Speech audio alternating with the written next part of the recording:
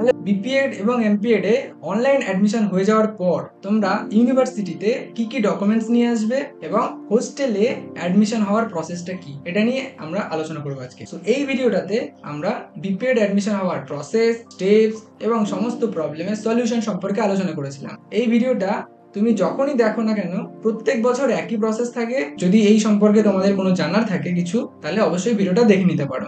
ওকে, তো এই ভিডিওটাতে আমরা ফোকাস করব মেনলি ডকুমেন্টস এবং হোস্টেল অ্যাডমিশন প্রসেস সম্পর্কে। তো ভিডিও শুরু করার আগে বলে রাখি, অত্যন্ত গুরুত্বপূর্ণ যে জিনিসটা তোমরা সাথে করে নিয়ে আস সেটা হলো জলের বোতল এবং টিফিন। তো ওই দিনটা তোমাদের অনেকটা ঝামেলার মধ্যে দিয়ে যাবে, বারবার একবার ডিপার্টমেন্টে, একবার অ্যাডমিনিস্ট্রেটিভ বিল্ডিং, বারবার যাতায়াত করতে হবে, পুরোটা দিন ওখানে তোমাদের চলে। মনে করে তোমাদের সাথে জলের বোতল, যাতে ডিহাইড্রেশন না হয়, এবং টিফিন নিয়ে আসবে। যদিও এখানে খাবার অপশনস আছে, কিন্তু এতটা ক্লান্ত হয়ে যাবে যে ওখানে যাওয়ার ছাটা তৈরি হবে, তো মনে করে তোমরা খাবারটা নিয়ে আস। যাই হোক, যদিও আমি ভিডিওতে প্রসেসটা বলে দেবো যে তুমি ডিপার্টমেন্টে গিয়ে যা যা করতে হয় সেটা শুরু করে দিতে পারো, এর তাড়াতাড়ি শেষ হয়ে যায় এবং কাজ শেষ হয়ে যাওয়ার পরে বিকালের ক্লাসে তুমি জয়েন করতে পারো। ঠিক আছে, যাই হোক, ভিডিওটা শুরু করা যায়। সো বিপিএড এ অ্যাডমিশন হয়ে গেছে মানে ডিপার্টমেন্টে তোমাকে কোনো ডকুমেন্টস জমা করার নেই, সমস্ত ডকুমেন্টস তুমি অনলাইনে জমা করে দিয়েছো। ঠিক আছে, যে ডকুমেন্টস গুলো তুমি আনবে সেগুলো তোমার হোস্টেল অ্যাডমিশন এবং স্কলারশিপের ফর্ম ফিল আপের কাজে লাগবে। তো চলো প্রসেসটা বলছি, মন দিয়ে শুনবে। তো 2025-এর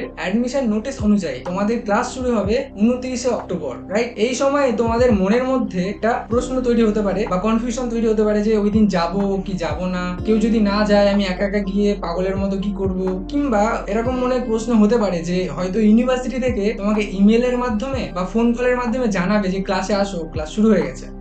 কিন্তু এরকমটা নয়, তোমাকে কেউ জানাবে, কারণ ইউনিভার্সিটি অলরেডি তোমাকে জানিয়ে দিয়েছে 29শে অক্টোবর তোমার ক্লাস শুরু হচ্ছে। ওই দিন তোমাকে উপস্থিত হতে হবে 10:40-এর সময়। কটার সময়? 10:40-এর সময়। ঠিক আছে, কারণ বিপিএড 3 অর্থাৎ বিপিএড থার্ড সেমিস্টার এবং এমপিএড থার্ড সেমিস্টার যারা আছে অলরেডি, তাদের ক্লাস কিন্তু শুরু হয়ে গেছে। তাদের এক্সাম আর তোমাদের এক্সাম কিন্তু একসাথেই হবে। তোমরা যত দেরি করবে তত পিছিয়ে পড়বে, রাইট? যারা যারা আমার ভিডিওটা দেখছো সবাই 29 তারিখেই চলে যাবে। এবার আরেকটা কনফিউশন হতে পারে যে 29 তারিখে সমস্ত কাজ মেটানোর পর তোমাকে কি বাড়ি ফিরে যেতে হবে নাকি ওখানে থাকার কোনো ব্যবস্থা আছে? কারণ হোস্টেলে ফর্ম ফিল আপ করার সঙ্গে সঙ্গেই তুমি হোস্টেলে ভর্তি হতে পারছো না, কারণ ফর্ম ফিল আপ করার 1 থেকে 1.5 মাস পরে গিয়ে লিস্ট বেরোবে যে কে কে ভর্তি হতে পারবে, কে কে ভর্তি হতে পারবে না। তাহলে এতদিন তুমি থাকবে কোথায়? কারণ তোমার ডিপার্টমেন্ট চলবে সকাল 5:55 থেকে আর সন্ধ্যা 5:30 পর্যন্ত, তুমি ডেলি প্যাসেঞ্জারি করতে পারবে না। তাহলে তুমি থাকবে কোথায়? অবশ্যই থাকতে পারবে। এই প্রসেসটা আমি ভিডিও শেষে গিয়ে বলছি, আগে তোমাদের ডকুমেন্টস গুলো বলে দিই কি কি ডকুমেন্টস তোমরা নিয়ে আসবে, রাইট?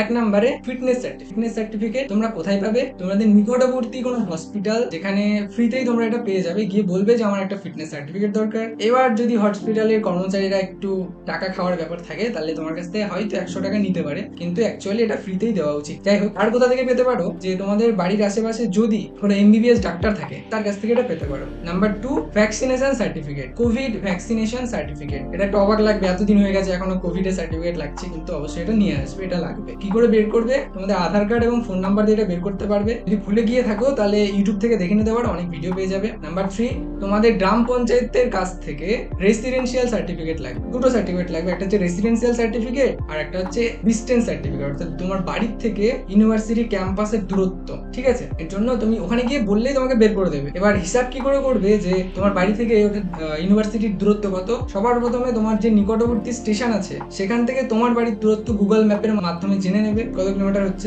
তারপরে তোমার ওই স্টেশন থেকে কল্যাণী ঘোষপাড়া স্টেশন পর্যন্ত। এবার ঘোষপাড়া স্টেশন কেন? মেন কল্যাণী থেকে তুমি সরাসরি ইউনিভার্সিটিতে আসতে পারবে না, মেন কল্যাণী থেকে তোমাকে ট্রেন ধরতে হবে, কল্যাণী সীমান্ত ট্রেন, যেখানে মেন কল্যাণী থেকে দুটো স্টেশন পরে পড়বে কল্যাণী ঘোষপাড়া। সেই ঘোষপাড়া থেকেই তোমাকে ইউনিভার্সিটিতে আসতে হবে, রাইট? তোমাকে ডিস্টেন্স তাহলে বের করতে হবে ঘোষপাড়া পর্যন্ত, কল্যাণী ঘোষপাড়া স্টেশন। তুমি মেন কল্যাণী থেকে অটো করেও আসতে পারো, ট্রেনে আসলে সুবিধা বেশি, কারণ স্টেশন থেকে তুমি ইউনিভার্সিটির ভেতরটা দেখতে পাবে, মানে স্টেশন মাঝখানে পাঁচিল, তারপর ইউনিভার্সিটি পুরোটা দেখা যায়। তো তোমরা ওই স্টেশন থেকে আসলে সুবিধা হবে, একদম কাছে। যাই হোক, তো গুগল ম্যাপের মাধ্যমেও তোমরা স্টেশন টু স্টেশন ডিস্টেন্স মাপতে পারো, কিংবা ট্রেনের টিকিট কেটে সেই টিকিটে লেখা থাকবে ডিস্টেন্সটা কত, এইভাবে তোমরা হিসাব করতে পারো। এবং গ্রাম পঞ্চায়েতে গেলেই তোমরা ব্যাপারটা ক্লিয়ার হয়ে যাবে। ঠিক আছে, গিয়ে বলবে আমার রেসিডেন্সিয়াল সার্টিফিকেট লাগবে এবং ডিস্টেন্স সার্টিফিকেট লাগবে, আমাকে অ্যাডমিশন হতে হবে তাই জন্য। ঠিক আছে, যাই হোক, তৃতীয় যেটা লাগবে সেটা হচ্ছে তোমার ট্রেনের টিকিট। এটা কিন্তু একটা ডকুমেন্ট।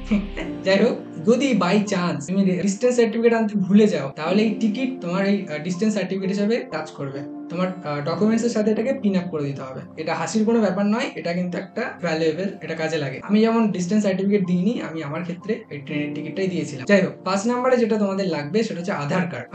6 নম্বরে যেটা লাগবে সেটা হচ্ছে প্যান কার্ড। ওকে, 7 নাম্বার যেটা লাগবে সেটা হচ্ছে পে স্লিপ বা চালানও বলতে পারো, অর্থাৎ যখন অ্যাডমিশন হয়েছিল এবং পেমেন্ট করেছিলে 5,800 সামথিং, সো তার জন্য তোমাকে একটা রসিদ দিয়েছিল, ওটাই হচ্ছে পে স্লিপ বা চালান। ওটা তুমি তোমাদের সাথে করে নিয়ে আসবে। এবার দেখো তোমার কাছে ওটা থাকবে A4 সাইজের, রাইট? A4 সাইজ পেজ, ওটা হচ্ছে কাঁচা দলিল। ওটাকে পাকাবে কি করে, মানে পাকা দলিল কি করে করবে? ইউনিভার্সিটিতে এসে এখানে অ্যাডমিনিস্ট্রেটিভ বিল্ডিং আছে যেখানে সমস্ত কাজগুলো হয়, তার নিচের তলায় একদম গ্রাউন্ড ফ্লোরে ক্যাশ কাউন্টার আছে, ইউনিভার্সিটি ক্যাশ কাউন্টার। ওখানে জমা করলেই তোমাকে ছোট সুন্দর দেখতে একটা পাকা দলিল দিয়ে দেবে। সেম জিনিস কিন্তু ছোট, ওনাদের সিগনেচার সহকারে, ওনারা সিগনেচার করে দেবে ওখানে।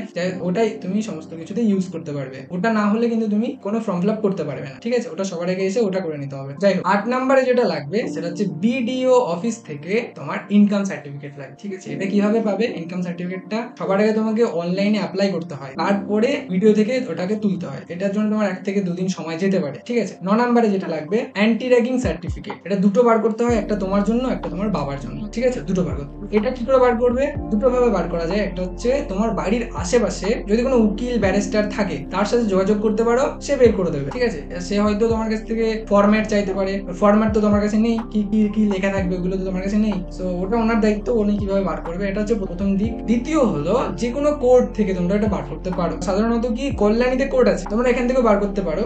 যদি তুমি স্মার্ট হও, সাহসী হও, তাহলে তো কোনো ব্যাপারই নেই। আর যদি একটু ইন্ট্রোভার্ট পার্সোনালিটি হও, তাও কোনো সমস্যা নেই। তোমরা নিজেরাই, বাবাকেও লাগবে না, তোমার পরিবারের কাউকে লাগবে না, তুমি একা গিয়েই করে নিতে পারো। মোটামুটি তোমার তখন 15 থেকে 20 মিনিট সময় লাগবে, ওরা বার করে দেবে। আমার যেমন আধা ঘন্টা সময় লেগেছিল, কারণ আমি প্রথমবার কোর্টে গেছিলাম, যেহেতু এর আগে আমি কখনো কোর্ট দেখিনি, মুভিতে দেখেছিলাম। যাই হোক, তো প্রথমবার কোর্টে গিয়ে সমস্ত জায়গাটা একটু দেখতে গিয়ে সময়টা চলে গেছে। তো তোমরা এখন কোর্টের ভেতরে ঢুকবে, একদম সিম্পল, কোনো ভয়ের কোনো কারণ নেই, একদম সিম্পল। তোমরা যখন কোর্টের ভেতরে ঢুকবে, বাদিকে ডান দিকে সব দেখবে দোকানপাট বসে আছে, আই মিন উকিলরা নিজের নিজের ব্রাঞ্চ নিয়ে বসে আছে, ঠিক আছে? তোমার যাকে পছন্দ তার কাছে গিয়ে বলবে যে আমার অ্যান্টি র্যাগিং সার্টিফিকেট দরকার। আর কিচ্ছু করতে হবে না, ওনারাই বলে দেবে প্রসেসটা কি কি লাগবে আর কিভাবে এটা করতে হবে। কিছুই না, তোমাকে একটা সাদা কাগজে লিখবে নিজের নাম, বাড়ির ঠিকানা, বাবার নাম, মায়ের নাম, কোন ইউনিভার্সিটিতে পড়ো, কোন কোর্সে ভর্তি হচ্ছ, আর রেজিস্ট্রেশন নাম্বার, তোমার কলেজে যে রেজিস্ট্রেশন নাম্বারটা ছিল ওটাই, ঠিক আছে? ব্যাস, আর কিছু লাগে। আর দুটো স্ট্যাম্প পেপার কিনতে হবে। ওনারাই আঙুল দিয়ে দেখিয়ে দেবে যে ওই যে জায়গাটা রয়েছে, মানে পুরো কোর্টের যাবতীয় কাগজপত্র একটা জায়গাতে বিক্রি হয় কোর্টের ভেতরেই, আঙুল দিয়ে দেখিয়ে দেবে যে ওখানে গিয়ে দুটো স্ট্যাম্প পেপার নিয়ে আসো, ঠিক আছে? তুমি 10 টাকা কিংবা 20 টাকা হয়তো পার পিস নেবে, তোমরা ওখান থেকে স্ট্যাম্প পেপার এনে গুগলটাকে দেবে, ব্যাস। তারপরে ওখানে ফোন দেখবে, ফোন ঘাটবে, যা খুশি করবে, 10 মিনিট 15 মিনিট সময় লাগবে হয়তো টাইপিং করতে, তোমাকে এনে দিয়ে দেবে, ঠিক আছে? এবার সবার আগে, এটা করার আগে ওনার থেকে দাম জিজ্ঞাসা করে নেবে। আমার যেমন দুটো করতে 500 টাকা নিয়েছিল। এবার তোমরা যদি বার্গেনিং করতে পারো তো অবশ্যই আরো কমতে পারে। এবং তোমাদের যদি জানা পরিচিত থাকে, এমন হয় না স্টেশনের আশেপাশে অনেক দোকান আছে, জেরক্সের দোকান, হয়তো কেউ কোনো একটা দোকান থেকে এটা করে, ওনারা 2-3 দিন টাইম নেয় আর ওখান থেকে কুড়িয়ে এনে দেয়, 350 সামথিং মধ্যে হয়ে যায়। আমার যেমন সরাসরি করে এনেছিলাম, আমার 500 টাকা লেগেছিল, আমার আধা ঘন্টা সময় লেগেছিল, বললাম যেটা। তোমরা এভাবে করে নিতে পারো। আর পরে ওখানে তোমার বাবার একটা সিগনেচার লাগে, সে তোমার বাবা যদি সাথে করে যায় তাহলে তো হয়ে গেল, আর যদি না যায় তাহলে পরে বাবার থেকে একটা সিগনেচার করিয়ে নেবে, এভাবে তুমি এটা পেয়ে যাবে। কি কি ডকুমেন্টস বললাম ওভারভিউ একবারে বলে নি, তোমরা লিখে নিতে পারো। বলছি দেখো, fitness certificate, covid vaccination certificate, residential এবং ডিস্টেন্স সার্টিফিকেট, ট্রেনের ticket, Aadhaar card, PAN card, pay slip বা চালান, ইনকাম সার্টিফিকেট আর অ্যান্টি র্যাগিং সার্টিফিকেট। ব্যাস, এটা হলো ভিডিওর ফার্স্ট ফেজ। নেক্সট হচ্ছে সেকেন্ড ফেজ। এই ফেজে আমরা আলোচনা করবো যে 29 তারিখ সমস্ত কিছুর কাজ কমপ্লিট হয়ে যাওয়ার পর, ধরো বিকালের ক্লাসেও তুমি জয়েন করলে, জয়েন করার পর সন্ধ্যা হয়ে যাবে, তখন কি তুমি বাড়ি ফিরে যাবে নাকি আর কোনো অপশন আছে? অপশন অবশ্যই আছে। ইউনিভার্সিটি তোমাকে পারমিশন দেবে হোস্টেলে থাকার জন্য। যতদিন না পর্যন্ত তুমি হোস্টেলে ভর্তি হচ্ছ ততদিন পর্যন্ত তুমি থাকতে পারো গেস্ট হিসাবে, ঠিক আছে? এটাই তোমার প্রথম কাজ। ইউনিভার্সিটিতে গিয়ে তোমাকে একটা অ্যাপ্লিকেশন লিখতে হবে, কার কাছে? ডিএসডব্লিউ কাছে। এবার ডিএসডব্লিউটা কি? ডিএসডব্লিউ হচ্ছে dean of student welfare, means মানে স্টুডেন্টের ভালো মন্দ সমস্ত কিছু দেখাশোনা করা হচ্ছে এই ব্যক্তির কাজ। ইনি হচ্ছে একজন ব্যক্তি যার নাম হচ্ছে রানা ঘোষ, ঠিক আছে? ইনি হচ্ছে DSW, dean of student welfare, ঠিক আছে? তো এনার কাছে তোমাকে একটা অ্যাপ্লিকেশন করতে হবে। অ্যাপ্লিকেশনে কি কি লিখতে হবে সেটা আমি দিয়ে দিচ্ছি, তোমরা দেখতে পারলে ভালো, না হলে তুমি ডিপার্টমেন্টে আসলে যে কোনো সিনিয়রকে বলবে, যেহেতু তোমরা জুনিয়র, বিপিএড ফার্স্ট সেম মানে জুনিয়র, এমপিএড ফার্স্ট সেম মানেও জুনিয়র, তো তোমরা এসে যে কোনো বলবে সিনিয়রদের কাছে, একটু হেল্প চাইবে, তো ওরা তোমাকে গাইড করে দেবে, ঠিক আছে? তো এই অ্যাপ্লিকেশনটা লেখার পর বিপিএড মানে তুমি ডিপার্টমেন্টে আসলে, বাড়ি থেকে 10:40 ডিপার্টমেন্টে আসলে সঙ্গে সঙ্গে এইটা লেখা শুরু করবে। এই অ্যাপ্লিকেশনটা লিখবে, এইচওডি সিগনেচার করাবে, কারণ এটা করতেই অনেক বেশি সময় চলে যায়। তো এইচওডি সিগনেচার করিয়ে তারপর ডিএসডব্লিউর কাছে জমা করবে। যেখানে জমা করবে, দেখো অ্যাডামস বিল্ডিং এ জমা করতে হয়, মানে অ্যাডমিনিস্ট্রেটিভ বিল্ডিং এ। তোমার কাজ হচ্ছে গ্রাউন্ড ফ্লোর আর ফার্স্ট ফ্লোর, এই দুটো, মানে একতলা আর একদম গ্রাউন্ড ফ্লোর, এই দুটোতেই তোমার কাজ। একতলায় হচ্ছে ডিএসডব্লিউর রুম আর গ্রাউন্ড ফ্লোর হচ্ছে ক্যাশ কাউন্টার। ক্যাশ কাউন্টার থেকে তোমরা তোমাদের পে স্লিপটাকে